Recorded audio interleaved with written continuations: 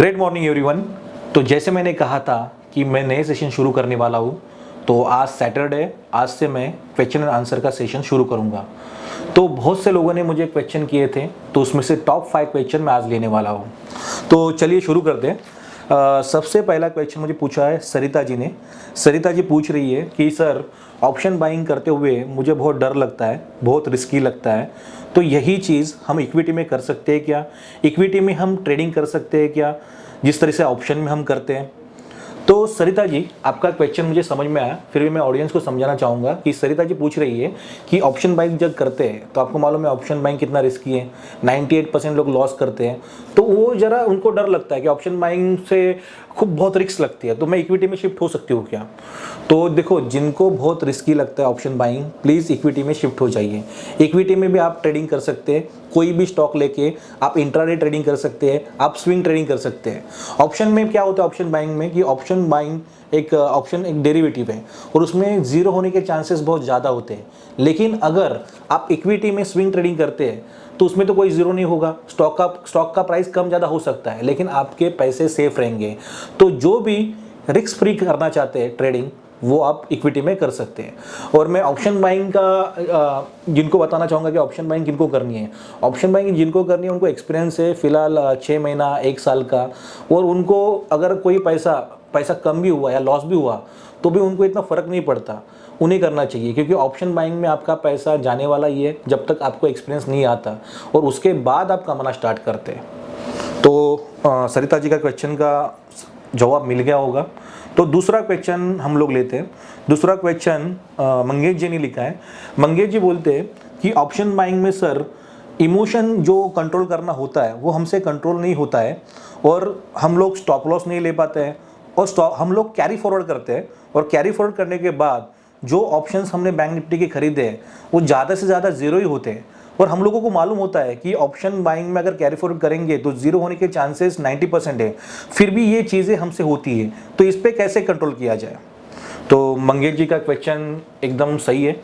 फिर से इलैबोरेट करता हूँ। मंगेश जी पूछ रहे हैं कि ऑप्शन बाइंग में जब ट्रेडिंग करते हैं और उसमें हम लोग जब स्टॉप लॉस नहीं लगा पाते हैं, और हम लोग क्या करते हैं, हमें एक आस होती है कि कल जाके वो ट्रेड या प्रीमियम बढ़ेगा, और इसके लिए हम कैरी फॉरवर्ड करते हैं, और सब लोगों को मालूम है कैरी फॉरवर्ड करना यानी 90% वो ट्रेड जीरो में जाने वाला है, फिर भी मन में कंट्रोल नहीं होता है और वो ट्रेड कैरी फॉरवर्ड करते हैं। तो उसके लिए क्या किया जाए?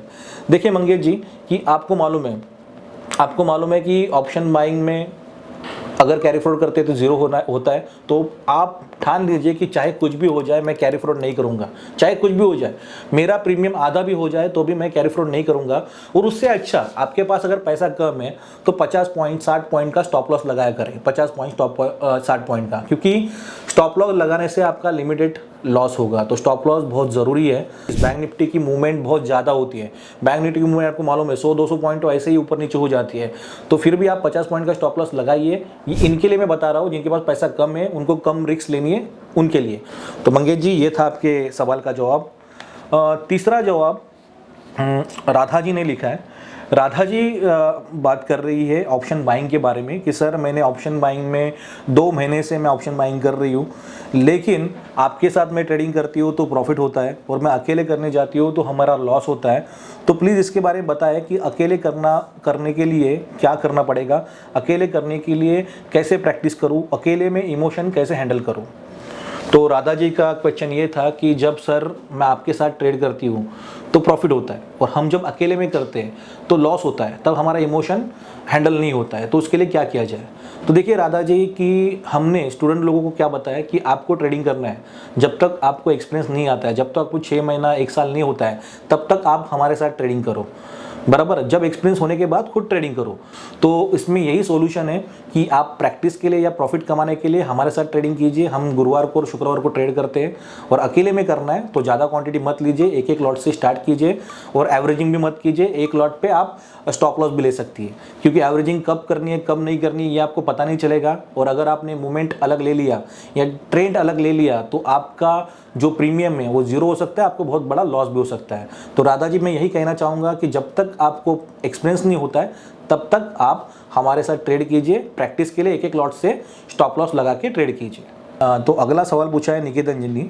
निकेतन जी ने पूछा है कि सर, आप हमेशा गुरुवार शुक्रवार को ट्रेड करने के लिए बताते हो, तो हम सोमवार मंगलवार को ट्रेड नहीं ले सकते क्या? गुरुवार शुक्रवार में ऐसा क्या है कि हम लोग गुरुवार शुक्रवार को प्रॉफिट बना सकते हैं लेकिन सोमवार मंगलवार को नहीं? तो उसके बारे में थोड़ा हमें बताइए। तो निकेतन जी का क्वेश्चन यही है, जैसे कि आप लोगों को मालूम होगा कि हमारे जो लाइव लेक्चर होते हैं वो थर्सडे फ्राइडे को यानी गुरुवार शुक्रवार को होते हैं, और गुरुवार शुक्रवार को हम लोगों को प्रैक्टिस के लिए ट्रेड करते हैं लोगों के साथ, और वहाँ पे प्रॉफिट भी होता है। लेकिन हम लोग मना करते हैं कि आप मंडे ट्यूसडे को मत करो। तो इसके पीछे का कारण उनको जानना है निकेतन जी को। तो देखिए निकेतन जी की ऑप्शन की एक्सपायरी हम 1 वीक की लेते हैं, और अगर गुरुवार शुक्रवार बोलेंगे तो एक्सपायरी के लिए थोड़ा टाइम होता है, सोमवार होता है, मंगलवार होता है, बुधवार होता है। लेकिन अगर हम सोमवार मंगलवार को ट्रेड लेंगे तो हमारे पास एक्सपायरी के लिए 1 या 2 दिन ही लगेंगे। और आपको मालूम है कि ये डेरिवेटिव जो हम लेते हैं या वो क्या होता है कि उसका टाइम डिके होता है, यानी क्या होता है बैंक निफ्टी का टाइम डिके होगा, और आपके पास सोमवार को टाइम कितना बचा है? 2 ही दिन का। तो बाद में क्या होगा कि आपके फेवर में जाएगा ट्रेड, तो प्रीमियम जल्दी बढ़ेगा नहीं, लेकिन आपके अगेंस्ट अगर वो ट्रेड गया तो प्रीमियम इतना जल्दी कम होगा कि आप कितनी भी एवरेजिंग करो आप प्रॉफिट नहीं कमा सकते। तो ये हमने बहुत बार ऑब्जर्व किया है, और इसके लिए मैं मना करता हूँ कि यार सोमवार मंगलवार को मत करो, क्योंकि एक्सपायरी भी नज़दीक है, उसके बाद प्रीमियम भी बढ़ने वाले नहीं है। तो इसके लिए तो निकेतन जी को अपना क्वेश्चन का आंसर मिला होगा कि सोमवार मंगल को मैं क्यों ना बोलता हूँ। हाँ, और उन्होंने 11 बजे का क्वेश्चन पूछा था कि 11 बजे तक रुकने के लिए क्यों बोलता हूँ, क्योंकि 11 बजे तक मार्केट थोड़ा सस्टेन हो जाता है, वॉलेटिलिटी कम हो जाती है, और हमें ट्रेंड का पता चल जाता है कि अप ट्रेंड है या डाउन ट्रेंड है। और ट्रेंड पे हम लोग ट्रेड करके, या ट्रेंड पे अगर कॉल का ट्रेंड है तो कॉल लेके, पुट का ट्रेंड है तो पुट लेके हम लोग प्रॉफिट कर सकते हैं। तो निकेतन जी को उनका क्वेश्चन का आंसर मिल गया होगा। तो आज के दिन का आखिरी क्वेश्चन लेते हैं, क्योंकि अगर हम ज़्यादा क्वेश्चन लेंगे तो वीडियो काफ़ी लंबा होगा, और आप वीडियो जब लंबे होते हैं तो आदमी ज़्यादा देखता नहीं है। तो लास्ट 5वां क्वेश्चन लेता हूँ, और ये बहुत इंपॉर्टेंट है। सर, ऑप्शन बाइंग अच्छी है या ऑप्शन सेलिंग अच्छी है, या फिर स्टॉक में ट्रेडिंग अच्छी है या स्विंग ट्रेडिंग अच्छी है? तो यहाँ पे ये क्वेश्चन किया गया है कि क्या अच्छा है, ऑप्शन बाइंग अच्छी है, ऑप्शन सेलिंग अच्छी है, स्विंग ट्रेडिंग अच्छी है स्टॉक में, या फिर इंट्राडे ट्रेडिंग अच्छी है? तो देखिए, अगर आपका अपने माइंड के ऊपर कंट्रोल होगा, इमोशन के ऊपर कंट्रोल होगा, तो सब चीज़ अच्छी है। आपकी अगर प्रैक्टिस, जिस चीज़ में आपकी प्रैक्टिस ज़्यादा हुई है उस चीज़ आपके लिए अच्छी है। देखो, मेरी प्रैक्टिस ऑप्शन बाइंग में ज़्यादा है, तो मुझे ऑप्शन बाइंग पसंद है। कई लोगों की प्रैक्टिस स्टॉक में अच्छी होती है, स्टॉक में, इंट्राडे में, स्टॉक में, स्विंग ट्रेडिंग में, तो उनके लिए वो अच्छा है। आपने कहाँ पे मेहनत की है, आपने कहाँ पे ज़्यादा प्रैक्टिस की है, वो चीज़ मायने रखती है। तो ज़्यादा से ज़्यादा प्रैक्टिस करोगे तो वो चीज़ में आप प्रॉफिट कर सकते हो। हर चीज़ के नियम होते हैं, वो नियम फॉलो करने पड़ेंगे। फिर भी जो नए लोग हैं उनको मैं बताना चाहूँगा कि ऑप्शन बाइंग में पहले मत जाओ।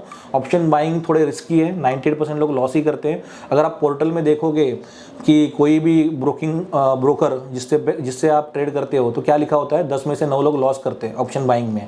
ऑप्शन बाइंग में जीरो होने के चांसेस ज़्यादा होते हैं। तो नए लोगों के लिए मैं यही बताऊंगा कि स्टॉक में काम करो पहले, जब स्टॉक में एक्सपर्ट हो गए तब आप ऑप्शन बाइंग में जाना। तो ये 5 क्वेश्चन आज मैंने लिए, और बहुत सारे इंपॉर्टेंट आंसर मैंने दिए। और जाते जाते मैं यही कहना चाहूँगा कि इसी तरह से आप सब लोगों के क्वेश्चन के आंसर मैं देता रहूँगा। अभी कमेंट बॉक्स में आप अपने क्वेश्चन लिखिए, जो क्वेश्चन आप कमेंट बॉक्स में लिखेंगे उसके आंसर नेक्स्ट सैटरडे में मैं दूंगा। और जो नए नए लोग हैं वो चैनल को सब्सक्राइब कीजिए, क्योंकि उसी मुझे पता चलेगा कि कितने लोग ये वीडियो को लाइक कर रहे हैं। तो अगले शनिवार को हम लोग फिर मिलेंगे नए क्वेश्चन के साथ। Thank you all of you.